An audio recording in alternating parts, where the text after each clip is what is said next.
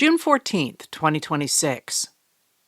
On June 14th, 1775, the Second Continental Congress resolved that 6 companies of expert riflemen be immediately raised in Pennsylvania, 2 in Maryland, and 2 in Virginia, that each company consist of a captain, 3 lieutenants, 4 sergeants, 4 corporals, a drummer or trumpeter, and 68 privates, and that each company, as soon as completed, shall march and join the army near Boston, to be there employed as light infantry under the command of the chief officer in that army. And thus, Congress established the Continental Army. The First Continental Congress, which met in 1774, refused to establish a standing army, afraid that a bad government could use an army against its people. The Congress met in response to the British Parliament's closing of the port of Boston and imposition of martial law there, but its members hoped they could repair their relationship with King George III and simply sent entreaties to the king to end what were known as the Intolerable Acts. The battles of Lexington and Concord in 1775 changed the equation. On April 19th, British soldiers opened fire on colonists, just as Patriot leaders feared they might. In the aftermath of that deadly day, about 15,000 untrained Massachusetts militiamen converged on Boston and laid siege to the town, where they bottled up about 6,500 British regulars. The battles of Lexington and Concord made it clear the British government endangered American liberties. The Second Continental Congress met in Independence Hall in Philadelphia on May 10, 1775, to address the crisis in Boston. The delegates overcame their suspicions of a standing army to conclude they must bring the various state militias into a continental organization to stand against King George III. With the establishment of the Continental Army, a British officer, General Charles Lee, resigned his commission in the British Army and published a public letter explaining that the king's overreach had turned him away from service in His Majesty's army and toward the Patriots. Whenever it shall please His Majesty to call me forth to any honorable service against the natural hereditary enemies of our country, or in defense of his just rights and dignity, no man will obey the righteous summons with more zeal and alacrity than myself, he wrote.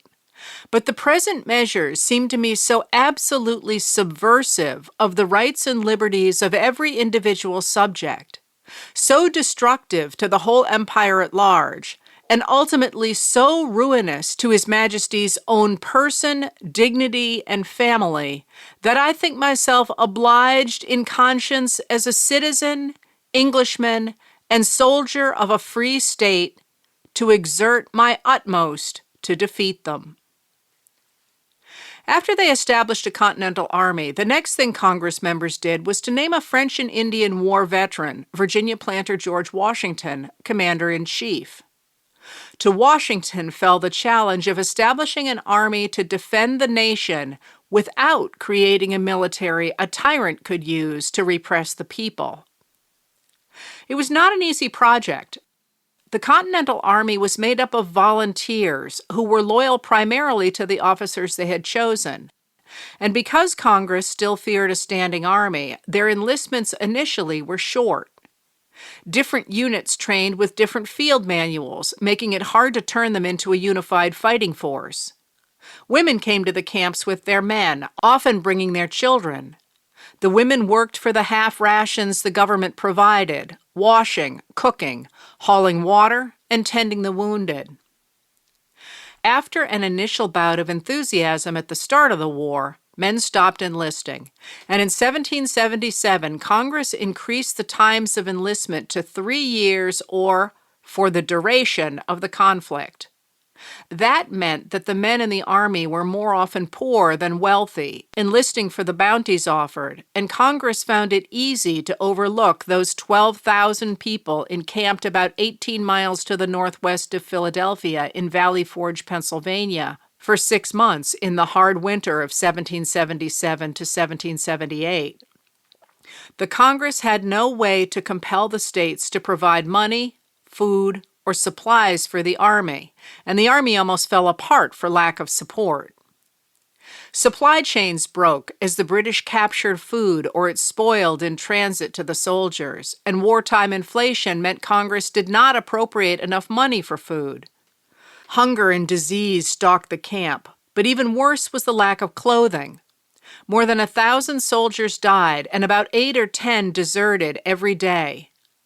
Washington warned the president of the Continental Congress that the men were close to mutiny, even as a group of Army officers were working with congressmen to replace Washington, complaining about how he was prosecuting the war.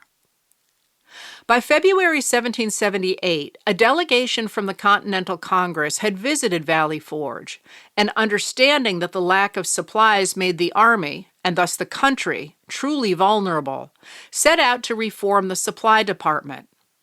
Then a newly arrived Prussian officer, Baron Friedrich von Steuben, drilled the soldiers into unity and better morale. Then, in May, the soldiers learned that France had signed a treaty with the American states in February, lending money, materiel, and men to the cause of American independence. The Army survived. By the end of 1778, the main theater of the war had shifted to the south, where British officers hoped to recruit loyalists to their side. Instead, guerrilla bands helped General Nathaniel Greene bait the British into a war of endurance that finally ended on October 19, 1781, at the Battle of Yorktown in Virginia, where British General Charles Cornwallis surrendered to General Washington and French commander Jean-Baptiste Donatien de Vimours, Comte de Rochambeau. The Continental Army had defeated the Army of the King and established a nation based on the principle that all men were created equal and had a right to have a say in the government under which they lived. In September 1783, negotiators concluded the Treaty of Paris that formally ended the war, and Congress discharged most of the troops still in service. In his November 2nd farewell address to his men, Washington noted that their victory against such a formidable power was little short of a standing miracle. Who has before seen a disciplined army formed at once from such raw materials? Washington wrote. Who that was not a witness could imagine that the most violent local prejudices would cease so soon, and that men who came from the different parts of the continent, strongly disposed by the habits of education to despise and quarrel with each other, would instantly become but one patriotic band of brothers? With the Army disbanded, General Washington himself stepped away from military leadership. On December 23rd, Washington addressed Congress, saying, "Having now finished the work assigned me, I retire from the great theater of action, and, bidding an affectionate farewell to this august body, under whose orders I have so long acted, I here offer my commission, and take my leave of all the employments of public life." In 1817, given the choice of subjects to paint for the rotunda in the U.S. Capitol, being rebuilt after the British had burned it during the War of 1812, fine artist John Trumbull picked the moment of Washington's resignation from the Army. As he discussed the project with President James Madison, Trumbull told the president, "I have thought that one of the highest moral lessons ever given to the world was that presented by the conduct of the Commander-in-Chief in resigning his power and commission as he did, when the Army, perhaps, would have been unanimously with him, and few of the people disposed to resist his retaining the power which he had used with such happy success and such irreproachable moderation."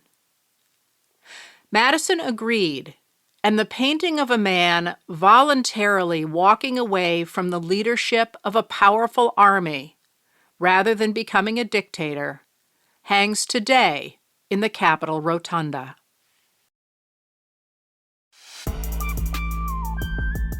Letters from an American was written and read by Heather Cox Richardson. It was produced at Soundscape Productions, Dedham, Massachusetts. Recorded with music composed by Michael Moss.